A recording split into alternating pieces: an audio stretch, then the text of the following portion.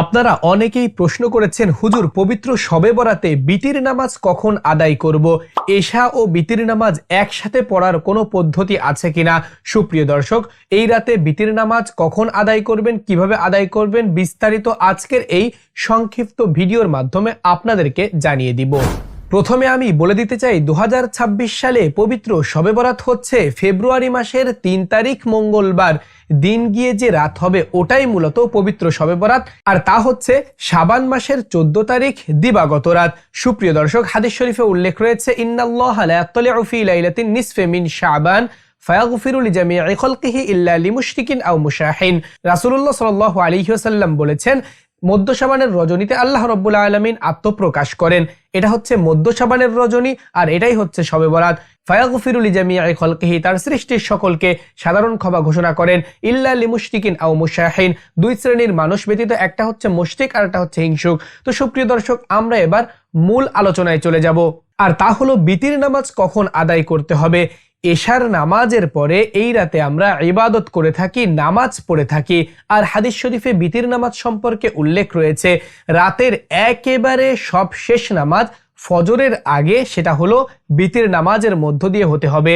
আমরা হয়তো অনেকেই ধারণা করি বিতির নামাজ এশার নামাজের অংশ, কিন্তু এটা সম্পূর্ণটাই ভুল। বিতির নামাজ আলাদা একটা নামাজ, এটা এশার নামাজের সঙ্গে কোনো সম্পর্ক নাই। তাহলে আমরা প্রতিদিন এশার নামাজের সঙ্গে বিতির নামাজ কেন আদায় করে থাকি? এর কারণ হচ্ছে আমরা শেষ রাতে উঠতে পারি না, তাহাজ্জুদ পড়ি না, এর কারণে এই রাতে একেবারে বিতির নামাজ পড়ে ঘুমিয়ে পড়ি। তবে উত্তম হলো, নিয়ম হলো, ফজরের আগে একেবারে সব শেষ নামাজ হবে বিতির নামাজ। তাহলে পবিত্র শবে বরাতের ক্ষেত্রেও ওই একই নিয়ম, এশার নামাজের পরে বিতির নামাজটাকে রেখে দিয়ে এরপর শবে বরাতের নামাজ আদায় করতে হবে। এই নামাজ কিভাবে আদায় করবেন? নিয়ত করবেন 2 রাকাতের। আমি কিবলামুখী হয়ে 2 রাকাত নফল নামাজ আদায়ের নিয়ত করছি। এভাবে নিয়ত করে 2 রাকাত করে যত রাকাত ইচ্ছা আপনি এই নামাজ আদায় করবেন। যখন আপনার মনে হবে আমি হয়তোবা ফজরের আগে আর কোনো নফল নামাজ আদায় করতে পারবো না, ঠিক তখনই বিতির নামাজ পড়ে ঘুমিয়ে পড়বেন। এটাই হচ্ছে বিতির নামাজ পড়ার উত্তম পন্থা। এবার আসি এশার নামাজের সঙ্গে একসাথে বিতির নামাজ পড়ার নিয়ম কি। আপনি যদি মাজুর বা দুর্বল থাকেন, আপনার মনে হয় আমি এশার নামাজের পরে হয়তোবা 1 রাকাতও নফল নামাজ আদায় করতে পারবো না, নামাজ পড়ে ঘুমিয়ে যেতে পারি, পরবর্তীতে চাইলে উঠতেও পারি আবার নাও উঠতে পারি। আপনার নিয়ত রয়েছে আমি এই রাতে তাহাজ্জুদ নামাজ পড়বো, তবে ঘুম থেকে যদি না উঠি তাহলে হয়তোবা পড়তে পারবো না। এইরকম দ্বিধাদ্বন্দ্ব যদি থেকে থাকে, তাহলে আপনি কি করবেন? এশার নামাজের পরে অন্যান্য দিনের মতো বিতির নামাজটা আদায় করে নেবেন, কোনো সমস্যা নাই।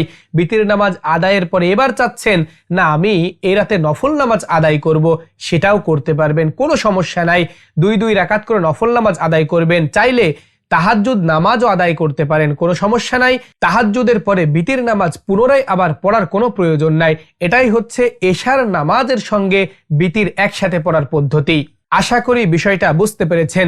মোনাজাত কখন করবেন? দেখুন, আমরা যদি কারো বাসায় কাজ করি তাহলে সারা দিন কাজ করার পর এরপর আমরা বেতন ভাতা নিয়ে থাকি। এই জন্য এই রাতে ঘন ঘন মোনাজাত না করে একাধারে ইবাদত করবেন। এরপর শেষ রাতে মোনাজাতে বসবেন। মোনাজাতের পূর্বে অবশ্যই দুরূদ শরীফ পড়ে নেবেন। এরপর আল্লাহর প্রশংসা তথা আলহামদুলিল্লাহি রাব্বিল আলামিন বলে সিনা বরাবর হাত উঠিয়ে আপনি বাংলাতে পারেন আরবিতে পারেন মোনাজাত করবেন। আপনার মনের ইচ্ছাগুলা বলবেন। আল্লাহ রাব্বুল আলামিন এই রাতে সকলের মনের ইচ্ছাগুলা পূরণ করে দিক। আমরা সকলেই কমেন্টে লিখব আমিন। তো কথা বলতে বলতে ভিডিওর একেবারে শেষ পর্যায়ে চলে এসেছি। কেমন লেগেছে আজকের ভিডিও নিচে কমেন্ট বক্সে কমেন্ট করে জানাবেন। সম্পূর্ণ ভিডিও জুড়ে আপনাদের সঙ্গে ছিলাম আপনাদেরই প্রিয় ভাই, আমি হাফেজ মাওলানা সাব্বির হোসাইন। ওয়াসসালামু আলাইকুম ওয়া রাহমাতুল্লাহ।